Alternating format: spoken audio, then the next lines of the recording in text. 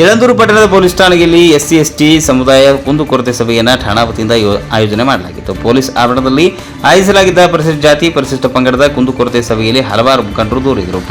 ವಿದ್ಯಾರ್ಥಿಗಳು ಹಾಗೂ ಪ್ರಯಾಣಿಕರಿಗೆ ಕಿರಿಕಿರಿ ಆಗುತ್ತಿರುವುದನ್ನು ತಿಳಿಸಿದರು.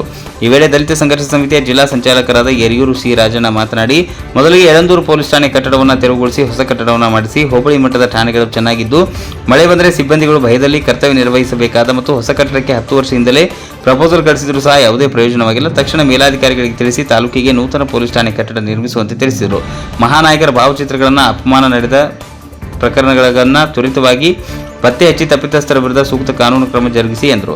ಹೊನ್ನೂರು ಸುರೇಶ್ ಮಾತನಾಡಿ, ಪಟ್ಟಣದಲ್ಲಿ ಹಾದು ಹೋಗಿರುವ ಹೆದ್ದಾರಿಗಳು ಬಹುತೇಕ ಕಡೆ ಹಂಸ ಅಳವಡಿಸಿಲ್ಲ. ಇದರಿಂದ ಅಪಘಾತ ಸಂಭವಿಸುತ್ತಿದೆ. ತಳ್ಳುಗಾಡಿ ವ್ಯಾಪಾರಿಗಳು, ಆಟೋಗಳು ಎಲ್ಲೆಂದರಲ್ಲಿ ನಿಂತು ಪ್ರಯಾಣಿಕರ ಸಂಚಾರಕ್ಕೆ ತೊಂದರೆ ನೀಡುತ್ತಿದ್ದಾರೆ. ಬಸ್ ನಿಲ್ದಾಣಗಳಲ್ಲಿ ಸಮರ್ಪಕವಾಗಿ ನಿಲ್ಲುವುದಿಲ್ಲ. ಕಿರಿದಾದ ರಸ್ತೆಯಲ್ಲಿ ದಾಟಲು ವೃದ್ಧರು ಮತ್ತು ಗ್ರಾಮೀಣ ಜನರು ಪರದಾಡುವಂತಾಗಿದೆ. ಇಂತಹ ಕಡೆ ಪೊಲೀಸರು ವಾಹನಗಳನ್ನು ಸುಲಭವಾಗಿ ಸಂಚರಿಸಲು ಕಾರ್ಯಾಚರಣೆ ನಡೆಸಬೇಕು. ಅಸ್ಪೃಶ್ಯತೆ ಆಚರಣೆ ವ್ಯವಸ್ಥೆ ನಿರ್ಮೂಲನೆ ಮಾಡುವ ಉದ್ದೇಶದಿಂದ ಪ್ರತಿ ಗ್ರಾಮಗಳಲ್ಲಿ ಕುಂದುಕೊರತೆ ಸಭೆಯನ್ನು ನಡೆಸಬೇಕು ಎಂದು ತಿಳಿಸಿದರು.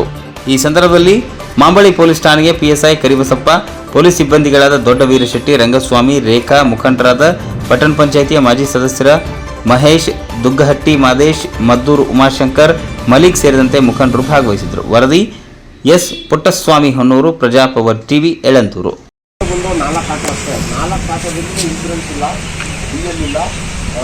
ಎನಿಸಲಿಲ್ಲ, ಪರ್ಮಿಟ್ಟು ಎಫ್ ಸಿ ಆಗಿಲ್ಲ, 4 ವರ್ಷ. ಅದಕ್ಕೆ ಫೋಟೋ ಬಂದಿದೆ. ಇವರು